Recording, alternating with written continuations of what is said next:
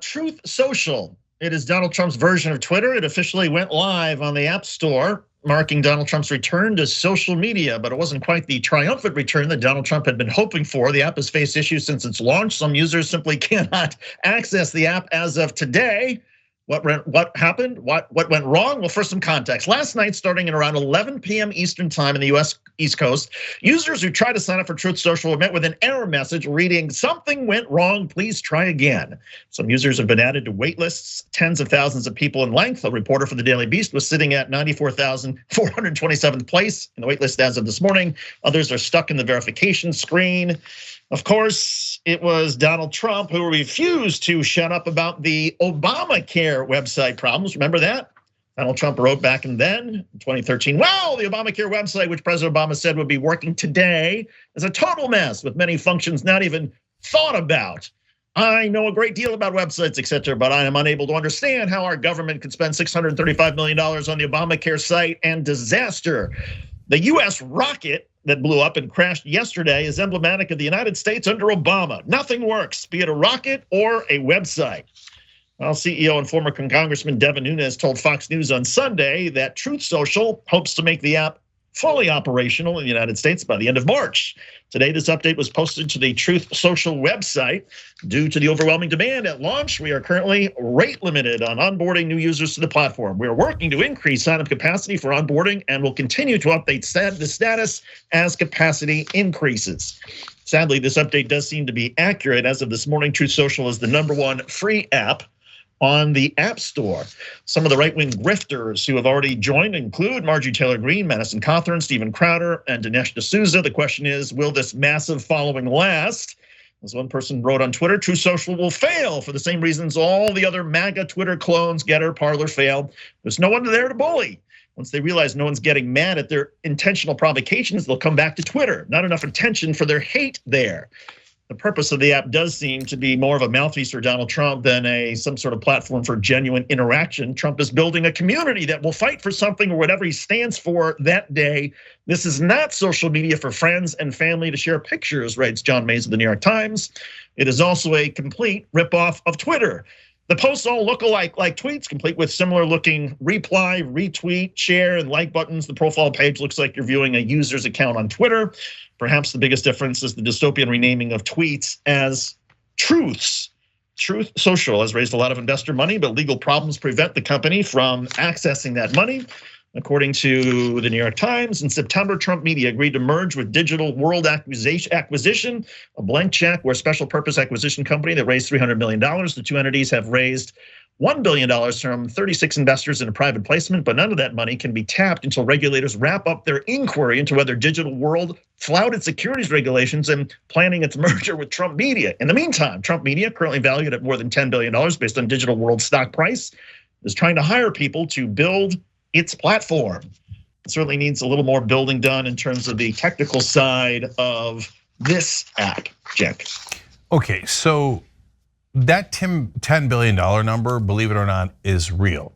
So if all they have to do is show bare minimum competence, it's super low bar, and Trump is gonna stumble into finally his dream, his whole life, billions of dollars. He's never had it, he's lied about it his whole life. On two separate occasions, he had over $400 million. One was literally handed to him by his dad. Another one was close to handed to him by NBC for The Apprentice. But he actually did work for The Apprentice, such as it is, tiny amount of work that it is. But he blew both of those $400 million, and he's gone bankrupt 6 times. But now finally, he was gonna get to be a billionaire. But he just can't help himself. He's a serial bungler. Why would you hire Devin Nunes? All you gotta do is hire, you know how many right-wingers there are in Silicon Valley now? Since they're all rich, half those guys are dirtbag right-wingers now. Just pick one of them. They're at least, most of them, believe it or not, are not morons. And they can halfway, quarter of a way run a company. Devin Nunes is a weirdo political hack who's one of the dumbest people alive. Maybe that's why him and Trump got along so well. They're like, oh, me copy Twitter, me copy Twitter. Me copy Twitter together? And you schmucks, you can't have a waiting list. What the hell's a waiting list on an app? Guys, if you don't, look, I'm in digital media. What you wanna do is you wanna do it to reduce friction, that's what it's called. So when somebody goes to sign up for something, you want it to be as easy as possible. Hey, you could already use your Google account, your Facebook account. That reduces friction and you get on as quickly as possible. You know what adds friction? I'm not gonna let you on. Try to remember to come back here later. Oh my God, that's a disaster. In the digital media world, if you were in any other organization, you'd be fired instantly for that kind of a disaster. At last I saw they had over 128,000 people on their waiting list. That means they're trying to get your app and you won't let them because you're so deeply incompetent. We will now launch this, but later we will launch it at the end of March. Then, look, David, there are things called a soft launch. We do them all the time. We just put it out there, and you're supposed to be experimenting with it, et cetera. You're not doing publicity. You're just trying to figure out how things are going, right? We got a newsletter called the Progress Report that we're doing that on now. But we don't go to the world and go, the Progress Report, it's the greatest thing ever. Okay, then everybody comes and goes, you can't sign up. What? Okay, I mean, this is Donald Trump 101. I will say that I think the newsletter that we have now from Jonathan Larson is the greatest thing ever. I mean, it's a great read. But yeah, you're right. I mean, you set expectations that it's the greatest thing ever, and then there's no way you could possibly meet expectations. And that is sort of politics 101. And that's what just sort of puzzles me in their eagerness to say, oh, we're gonna do something different than Twitter. We're gonna have something, the truth, social media, whatever they want to call it.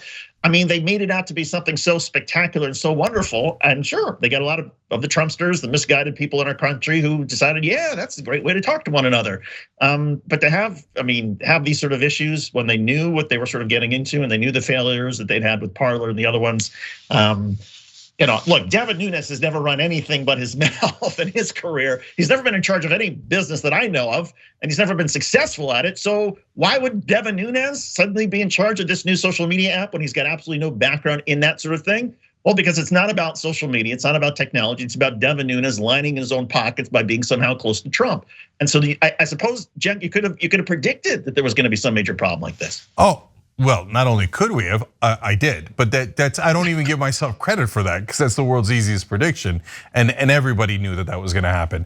But look, to your point, why does Donald Trump pick Devin Nunes? Okay, I get why Devin Nunes wants to go. He was redistricted. That's now more of a Democratic district than a Republican one. He was likely going to lose, and he's making millions over here. I get his motivation, but Trump picking this clown who's never run a business. And I'll tell you why. It's because Trump is basically like a mob boss. And he picks his subordinates based on loyalty and corruptness. Will you be corrupt with me? And will you be loyal to me as opposed to competence? Because like I said, I mean, he can go to Silicon Valley and pick any random dude and by the way, they don't even have to be a right winger. You know how much they're obsessed with money in Silicon Valley? He could probably find a moderate or even, well, I hope no progressives will do it, but he can easily find a moderate Democrat because they're all gonna make billions if they just do it 10% competently. But he's bungling it all over himself because he can't help but pick corrupt people. By the way, tweet you read, David, is a great point. All these things are gonna flame out in the long run no matter what happens, no matter who makes billions in the meanwhile, in the short run, because the number one thing that right wingers love to do is own the libs. Their whole reason for existing these days is fear and hatred. And so when they're just in a room with each other, well, who are they gonna fight with? Who are they gonna bully? Who are they gonna make fun of? Who are they gonna try to own? No, it's deathly dull. That's why they come back to real social media and go, okay, there's the guys we wanted to hate. So without anyone to hate, these things are destined for long-term failure. And I'll throw it out there since we mentioned it. You could kind of sign up for the Progress Report at tyt.com/newsletter. We'll put the link below. It's a soft launch. Great stuff. Great stuff. And it is, for people who are looking for a little bit of snark, it's there. So anyway. Yeah, Jonathan will probably snark about Trump's outlet, but it's mainly for progressive news that the mainstream media doesn't cover enough. Thanks for watching The Young Turks, really appreciate it. Another way to show support is through YouTube memberships. You'll get to interact with us more. There's live chat emojis, badges. You've got emojis of me, Anna, John, JR. So those are super fun. But you also get playback of our exclusive member-only shows and specials right after they air. So all of that, all you gotta do is click that join button right underneath the video. Thank you.